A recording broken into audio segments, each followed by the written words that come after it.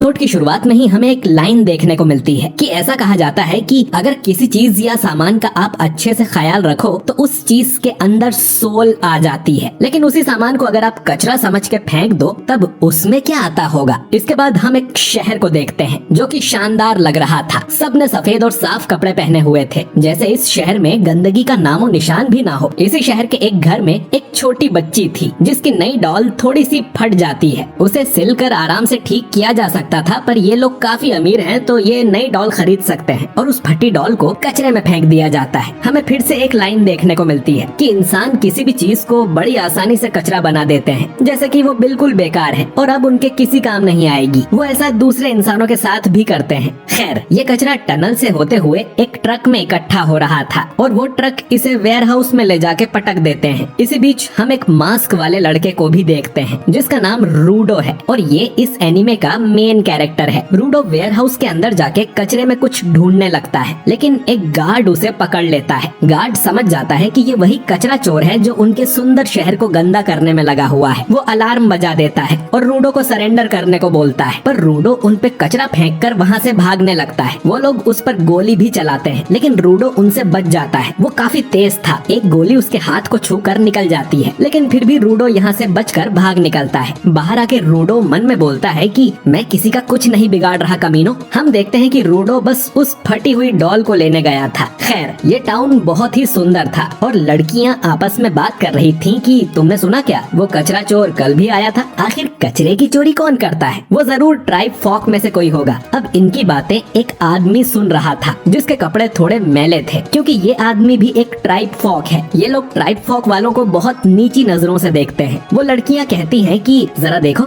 ये कितना गंदा लग रहा है, ये लोग हमारी जमीन पर आते ही क्यों हैं? खैर, वो आदमी रेक्टो एक गेट खोलकर यहाँ से बाहर निकल जाता है और हम देखते हैं कि यहाँ एक बड़ी दीवार बनी हुई थी और दीवार के दोनों तरफ जमीन आसमान का फर्क था। एक तरफ सब कुछ आलीशान और सुंदर था तो दूसरी तरफ सब कुछ गंदा, पुराना और मैला था। बेसिकली इस तरफ अमीर लोग रहते हैं और दूसरी तरफ गरीब लोग, और इन गरीबों को ही ट्राइब फॉक कहा जाता है। इस साइड वाले लोग भी कचरा चोर की बातें कर रहे थे कि उसके चक्कर में हम लोगों पर कोई मुसीबत न आ जाए। खैर, हम रूडो को देखते हैं जो कि उस डॉल को ठीक करने में लगा हुआ था। तभी उसके पास एक लड़की आती है जिसका नाम चीवा है। चीवा रूडो को डांटने लगती है कि वो फिर से कचरा उठा लाया। शहर के लोग अपने कचरे को लेके बहुत सीरियस हैं। अगर उन्होंने रूडो को पकड़ लिया तो पता नहीं उसके साथ क्या करेंगे, तो उसे ये कचरा चोरी करना बंद कर देना चाहिए। रूडो कहता है कि अमीर लोग ऐसी चीजें भी फेंक देते हैं जो बिल्कुल ठीक होती है और उन चीजों के लिए रूडो को बुरा लगता है। साथ ही वो उन चीजों को ठीक कर बेच देता है और थोड़े बहुत पैसे कमा लेता है जिससे उसका खर्चा पानी निकल सके। तभी यहाँ 3 लड़के आ जाते हैं और रूडो का मजाक उड़ाने लगते हैं कि इसमें से कितनी बदबू आती है, चीवा को इसके साथ नहीं घूमना चाहिए, ये हमेशा अपने गंदे ग्लव्स पहने रखता है, इसने तुम्हें टच कर दिया तो तुम बीमार हो जाओगी। चीवा कहती है कि उसे रूडो से कोई प्रॉब्लम नहीं है, हम सभी झोपड़पट्टी में रहते हैं तो हम सब एक समान हैं। असल में ये झोपड़पट्टी वाला एरिया क्रिमिनल्स को कैद करने के लिए बनाया गया था और ये सब लोग किसी न किसी क्रिमिनल के वंशज हैं, यानी अपने बाप दादा के कर्मों की सजा इन्हें मिल रही है। ये अपनी इमेज सुधारने के लिए बहुत मेहनत करते हैं, लेकिन रूडो के बाप ने सारी मेहनत बेकार कर दी थी क्योंकि उसने ढेर सारे लोगों का खून कर दिया था, इसीलिए वो रूडो को खुद से नीचे मानते हैं। अब ये सब सुन रूडो बहुत गुस्सा हो जाता है और उसकी आंखें देख ये तीनों डर के यहाँ से जाने लगते हैं और बोलते हैं कि जैसा बाप वैसा बेटा,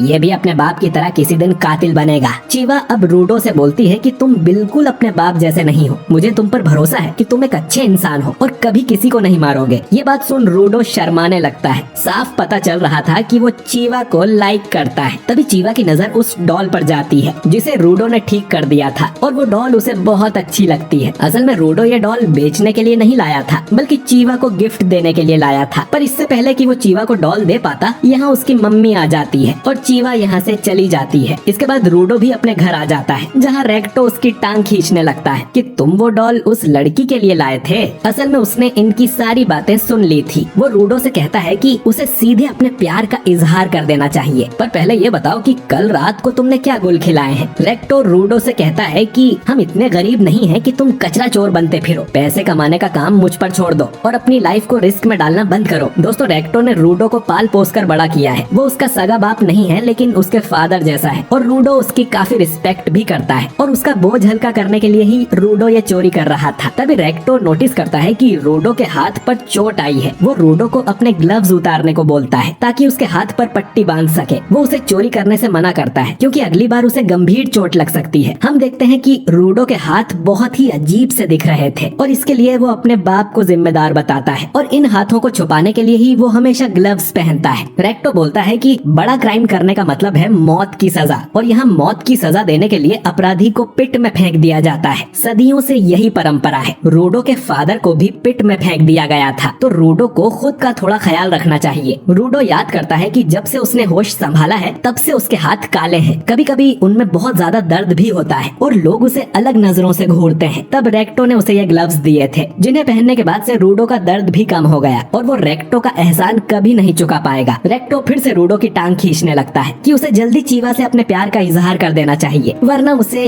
कोई और उड़ा ले जाएगा। दोनों इस बात पर बहस करने लगते हैं और हम देखते हैं कि इनके घर के बाहर कोई अनजान शख्स खड़ा था। अगली सुबह रेक्टो रूडो से कहता है कि थोड़ा स्माइल करना सीखो वरना अच्छे नहीं दिखोगे। इसके बाद रूडो उस डॉल को लेकर बाहर निकल जाता है और चीवा को ढूंढने लगता है। उसे पिट भी दिखाई देता है। दोस्तों, पिट एक बहुत ही बड़ा गड्ढा है जिसमें ये लोग अपना सारा कचरा डालते हैं और अगर कोई क्राइम करता है तो उसे भी पिट में फेंक दिया जाता है। पिट इतनी बड़ी और गहरी है कि किसी को नहीं पता कि इसका अंत कहाँ है। इन्हें उसमें अंधेरे के सिवाय और कुछ नहीं दिखाई देता। इसमें फेंके जाने वाले लोगों का क्या होता है कोई नहीं जानता। आज भी एक आदमी को पिट में फेंका जाता है। तभी चीवा यहाँ आ जाती है और रूडो से पूछती है कि वो यहाँ नजारा देखने आया है क्या। चीवा बोलती है कि उनके एरिया को जानबूझकर पिट के पास बनाया गया था ताकि इसे देखकर हम डरते रहें कि अगर तुम कुछ भी बुरा करोगे तो तुम्हें पिट में फेंक दिया जाएगा। तो इन्हें ना चाहते हुए भी ये नजारा देखना पड़ता है। वो रूडो से कहती है कि वो नहीं चाहती कि रूडो को भी किसी दिन पिट में फेंक दिया जाए और वो अगर कचरा चोरी करने के लिए पकड़ा गया तो उसे जरूर पिट में फेंक दिया जाएगा। रूडो बोलता है कि कल रेक्टो ने भी यही कहा था। चीवा बोलती है कि उन्हें तुम्हारी चिंता है क्योंकि वो भी तुमसे प्यार करते हैं। अब रूडो ये सुन चौंक जाता है कि वो भी प्यार करते हैं मतलब। तो अनजाने में चीवा ने कन्फेस कर दिया था कि वो रूडो को प्यार करती है। जो सुन रूडो शर्म से अपना मुंह ढक लेता है और बोलता है कि मैं ये डॉल तुम्हारे लिए ही लाया था, पर ये कचरा है तो शायद ये तुम्हें उतनी पसंद नहीं आएगी। चीवा उस डॉल को ले लेती है और बोलती है कि वो इसे हमेशा अपने साथ रखेगी। अब रूडो की खुशी का ठिकाना नहीं रहता। वो ये सब रेक्टो को बताने जाने लगता है। रास्ते में वो कुछ पुलिस वालों से भी टकराता है। पता नहीं वो यहाँ क्या कर रहे थे। रूडो फिर भागकर अपने घर की तरफ जाता है और सोचता है कि लेकिन मैंने तो चीवा को साफ साफ बोला ही नहीं। रेक्टो कहेगा कि वापस जाकर उसे ढंग से प्रपोज करो। वो दरवाजा खोलकर अंदर जाता है तो उसके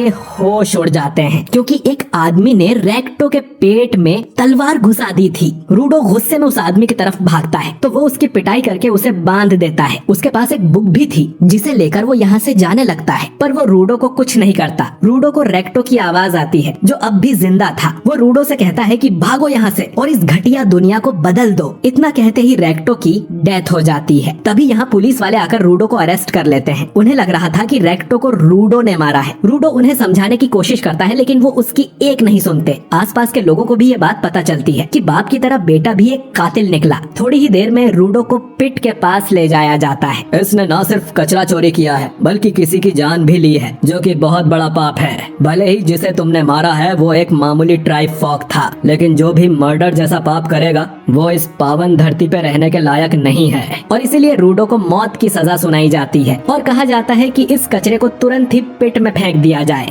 टाउन के लोग भी यही नारे लगा रहे थे। रूडो को तो समझ नहीं आता कि ये सब क्या हो गया। वो भीड़ में चीवा को भी देखता है और उसे बताने की कोशिश करता है कि रेक्टो को किसी ने मार दिया है, तुम्हें उसके कातिल को ढूंढना होगा। पर चीवा बोलती है कि मैंने तुम पर भरोसा किया था, पर तुम सच में कातिल के बेटे निकले। चीवा उसकी दी हुई डॉल वहीं फेंक कर चली जाती है। लोग नारे लगा रहे थे कि इस इस कचरे को फेंक दो। रूडो बोलता है कि असली कचरा तो तुम लोग हो, जिनमें खुद का अपना दिमाग नहीं है। तुम्हारे पास आंखें और कान हैं, लेकिन उनसे ना तो तुम कुछ सुनते हो ना देखते हो। तभी उसे भीड़ में वही आदमी दिखाई देता है जिसने रेक्टो को मारा था, और इतने में ही रूडो को पिट में फेंक दिया जाता है। गिरते हुए रूडो बोलता है कि मैं तुम सबको नर्क में भेजूंगा, तुम सब लोगों को, मैं तुम सबको मार डालूंगा। रूडो काफी देर तक पिट में गिरता ही रहता है, और जब उसे होश आता है तो वो कचरे के ढेर पे पड़ा हुआ था और जिंदा था। उसे अपने आसपास कचरे के अलावा और कुछ नहीं दिखता। ये वही कचरा था जो लोगों ने इतने सालों से पिट